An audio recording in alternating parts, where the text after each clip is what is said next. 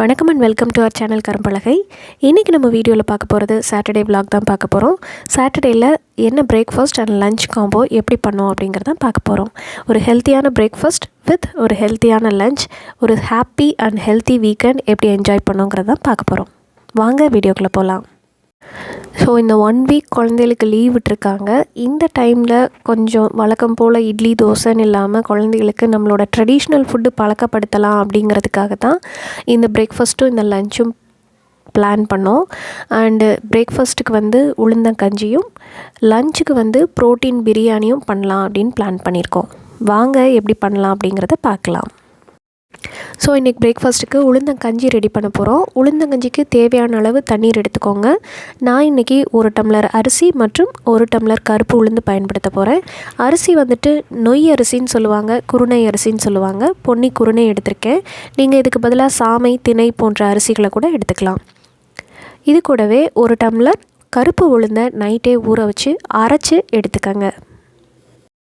ஒலை கொதிச்சிருச்சு. நான் ஊற வச்சுருந்த நொய் அரிசியை இது கூட ஆட் பண்ணியிருக்கேன்.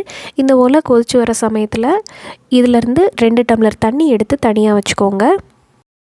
இந்த தண்ணி நம்ம அரைச்சி எடுத்துருக்கக்கூடிய கருப்பு உளுந்து கூட கலந்து அதை கரைச்சி ஊற்றுறதுக்காக யூஸ் பண்ணிக்க போகிறோம். பாருங்கள், இந்த ஒலை தண்ணீர் எடுத்து தான் நான் கருப்பு உளுந்து அரைச்சி வச்சுருக்க மாவு கூட ஆட் பண்ணி இதை கட்டிகள் இல்லாமல் கரைக்க போகிறேன். பாருங்கள், ஒலை நல்லா கொதிச்சிருக்கு. ஒலை கொதித்து நொய்யரிசி அரைவேக்காடாக வெந்திருக்கும். இந்த டைமில் நம்ம கரைச்சி எடுத்துருக்கக்கூடிய கருப்பு உளுந்த மாவை இது கூட ஆட் பண்ண போகிறோம். கட்டிகள் இல்லாமல் இருக்க அந்த மாவை மெதுவாக கரைச்சி விட்டுக்கிட்டே இருக்கணும். இந்த நொய் அரிசியும் உளுந்த மாவும் கலந்த இந்த கலவையை ஒரு 10 நிமிஷம் நல்லா கொதிக்க விடுங்க. அப்போ தான் உளுந்த மாவில் இருக்கக்கூடிய ரா ஸ்மெல் போகும். நம்மளில் பல பேருக்கு கருப்பு உளுந்தோட பயன்கள் நல்லாவே தெரியும். குழந்தைகள்லேருந்து பெரியவர்கள் வரை எல்லோருமே எடுத்துக்கலாம். அதுலேயும் குறிப்பாக பெண்கள் தன்னுடைய குழந்தை பருவத்திலிருந்து முதுமை பருவம் வரைக்கும் கண்டிப்பாக எடுத்துக்க வேண்டிய உணவு கருப்பு உளுந்து. குறிப்பாக பூப்படைந்த பெண்கள் மற்றும் பிரசவித்த பெண்களுக்கு ரொம்ப அவசியமான உணவு இந்த கருப்பு உளுந்து. அப்போ தான் அவங்களோட பெல்விக் ரீஜியன்னு சொல்லக்கூடிய இடுப்பு எலும்புகள் பலப்படும். கர்ப்பப்பையை சுற்றி இருக்கக்கூடிய சுவர்கள், சதைகள் பலமாக இருக்கும். கருப்பு உளுந்து மாவும் அந்த நொய் அரிசியும் நல்லா வெந்து வந்துருச்சு. இந்த டைமில் கொஞ்சம் ஏலக்காய் இடித்து போடுங்க. தேங்காய் பூ ஆட் பண்ணுங்கள். தேங்காய் பூ ஆட் பண்ணதுக்கப்புறம் 1 கப் கருப்பட்டி அல்லது வெல்லம் இல்லை நாட்டு சர்க்கரை உங்ககிட்ட எது இருக்கோ அதை ஆட் பண்ணுங்கள். இது கூடவே 1 ஸ்பூன் சுக்குத்தூளும் ஆட் பண்ணலாம். பெரியவர்கள் சாப்பிட்றாங்க அப்படின்னா கண்டிப்பாக கொஞ்சம் சுக்கு பொடியும் ஆட் பண்ணி கொடுங்க. அவ்வளோதான், உளுந்தங்கஞ்சி ரெடி ஆகிடுச்சு. சுட சுட சுட உளுந்தங்கஞ்சி ரெடி ஆகிடுச்சு. வாங்க சாப்பிட்லாம். இது ஒரு நல்ல அத்லெட்டிக் ஃபுட்டு. கண்டிப்பாக அத்லெட்டில் இருக்கவங்க ட்ரை பண்ணி பாருங்கள். அடுத்ததாக லஞ்சுக்கு நம்ம ப்ரோட்டீன் பிரியாணி செய்ய போகிறோம். அதுக்கு தேவையான பொருட்கள் என்னென்னு பார்க்கலாம். 2 பெரிய சைஸ் வெங்காயம், 10 சின்ன வெங்காயம், புதினா, மல்லி மற்றும் பச்சை மிளகாய், 1 கப் தேங்காய் பால் எடுத்துக்கோங்க. 4 தக்காளியை நல்லா அரைச்சி பேஸ்ட் பண்ணி எடுத்துக்கோங்க. ப்ரோட்டீனுக்கு தேவையான பயிறு வகைகளான சோயா மற்றும் காராமணி, பச்சை பட்டாணி, உங்களுக்கு என்ன பயிறு வகைகள் பிடிக்குதோ அது எல்லாமே எடுத்துக்கலாம். நைட்டே ஊற வச்சு எடுத்துக்கோங்க. அண்ட் இஞ்சி பூண்டு பேஸ்ட்டு, கூடவே ஸ்பைசஸ். இது பிரியாணி இலை மற்றும் பட்டை, கிராம்பு, மராட்டி கொம்பு, 1 ஏலக்காய், 3 கிராம்பு. இந்த ஸ்பைசஸ் எல்லாமே எங்கள் தேனி மாவட்டத்துக்கு பக்கத்தில் இருக்கக்கூடிய கேரள தமிழக எல்லையான குமுளியில் கேரளா ஸ்பைசஸ் போர்டில் நாங்கள் வாங்கினோம். இது ரொம்பவே ரீசனபிள் ப்ரைஸில் உங்களுக்கு கிடைக்கும். நீங்கள் ட்ரிப்போ டூரோ போனால் கண்டிப்பாக இந்த ஸ்பைசஸ்லாம் ட்ரை பண்ணி பாருங்கள். பிரியாணி செய்கிறதுக்கு தேவையான அளவு 2 ஸ்பூன் எண்ணெய் மற்றும் 3 ஸ்பூன் நெய் ஊற்றி எல்லா ஸ்பைசஸ் மற்றும் பச்சை மிளகாய், பெரிய வெங்காயம் எல்லாத்தையும் போட்டு இப்போ நம்ம வதக்குறோம். வெங்காயம் நல்லா கண்ணாடி பதத்தில் வதங்கினதுக்கப்புறம் இஞ்சி பூண்டு பேஸ்ட் ஆட் பண்ணியிருக்கேன். இஞ்சி பூண்டு கூடவே 1 பச்சை மிளகாய் அரைச்சி போட்டிருக்கேன். இது கூட நறுக்கி வச்சுருக்க தக்காளி மற்றும் தக்காளி பேஸ்ட்டும் ஆட் பண்ணி நல்லா வதக்கலாம். இந்த தக்காளி மற்றும் மசாலா பொருட்கள் நல்லா வதங்குறதுக்கு தேவையான அளவு சிறிதளவு கல்லுப்பு சேர்த்து நல்லா வதக்கி விடுங்க.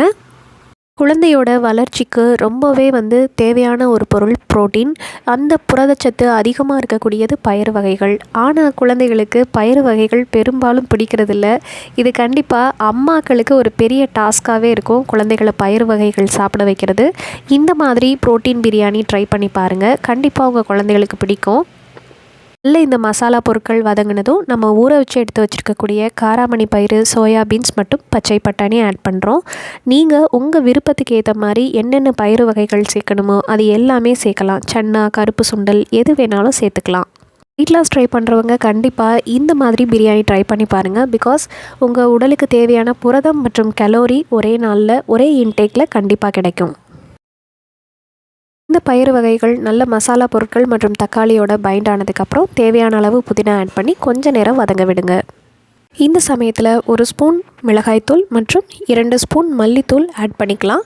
காரம் உங்களுடைய அளவு மற்றும் டேஸ்ட்டை பொறுத்தது. இன்றைக்கி தேவையான மசாலா பொருட்கள் ரெடி ஆகிட்டு இருக்கும்போது நான் சைட்லேயே ப்ரெட்டை டோஸ்ட் பண்ண போகிறேன். ப்ரெட்டை சின்ன சின்ன ஸ்லைசஸாக வெட்டி கொஞ்சோண்டு நெய்யில் போட்டு ரோஸ்ட் பண்ணி எடுத்துக்கலாம். இந்த டிஷ்ஷுக்கு ரொம்பவே ஒரு சிக்னேச்சர் ஐட்டம் தேங்காய் பால் தான். காரணம் என்னென்னா தேங்காய் பால் தான் பிரியாணி மசாலா பொருட்களை இந்த பயிறு வகைகளோட நல்லா பிளெண்ட் பண்ண வைக்க போது. நீங்கள் தேங்காய் பால் ஆட் பண்ணல அப்படின்னா தனித்தனியாக பயிறு வகைகள் தனியாக இருக்கும், மசாலா பொருட்கள் தனியாக இருக்கும், அரிசி தனியாக இருக்கும். அதனால் தேங்காய் பால் தேவையான அளவு ஆட் பண்ணுங்கள். நான் இன்றைக்கி 4 டம்ளர் அரிசிக்கு 8 டம்ளர் தண்ணி வச்சுருக்கேன். அதில் 6 டம்ளர் தண்ணி, 2 டம்ளர் தேங்காய் பால் எடுத்திருக்கேன். இவ்வளோ தான், பிரியாணிக்கு எல்லாமே ரெடி பண்ணிட்டோம். ஸோ அரிசியை போட்டு குக்கரை மூடி 3 விசில் விட்டு ஆஃப் பண்ணிக்கலாம். நீங்கள் இதே பிரியாணியை பாஸ்மதி ரைஸில் பண்ணலாம். கண்டிப்பாக சீரக சம்பா ரைஸ்லேயும் ட்ரை பண்ணி பாருங்கள். சுட சுட ப்ரோட்டீன் பிரியாணி ஸ்பைஸியாக ரெடி ஆகிட்டுருக்க இந்த நேரத்தில் இதுக்கு தொட்டுக்க சைட் டிஷ்ஷாக வெண்பூசணிக்காயில் ரைத்தா எப்படி பண்ணலான்னு பார்க்கலாம். இந்த ரைத்தா செய்ய தேவையான வெண்பூசணிக்காயை சின்ன சின்ன துண்டுகளாக கட் பண்ணி எடுத்துக்கோங்க. கேரட் துருவினது, ஒரு பெரிய வெங்காயத்தை பொடி பொடி துண்டுகளாக நறுக்கி எடுத்து 1 கப் நல்ல கெட்டி தயிர் எடுத்துக்கோங்க. நம்ம தமிழர்கள் மறந்து போன பல பிரதானமான ஆரோக்கியமான உணவுகளில் ஒன்று இந்த வெண்பூசணிக்காய். இந்த வெண்பூசணிக்காயில் கூட்டு, பொரியல், சாம்பார் மற்றும் இது போன்ற ரைத்தா பண்ணலாம். இந்த ரைத்தாவில் கர்ட் ஆட் பண்ணி தேவையான அளவு உப்பு, கொஞ்சம் லெமன் ஜூஸ் மற்றும் மாதுளம்பழம், ட்ரை கிரேப்ஸ் ஆட் பண்ணி ரெகுலராகவே சாப்பிட்டுட்டு வர்றது ரொம்ப உடலுக்கு நல்லது.